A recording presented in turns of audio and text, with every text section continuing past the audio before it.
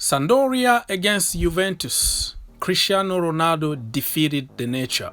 Yes, this guy is something else. He is the GOAT. The guy is doing some illegal stuff. Okay? He jumped 2.5 meters high and he stayed there for 1.5 seconds. Who does that? He's the GOAT. That is illegal. He needs to be investigated and sent back to the alien planet or something else.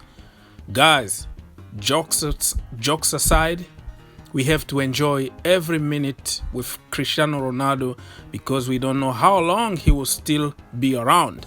But did you know that in our local teams, in our Sunday leagues, there are some people who are better than Ronaldo?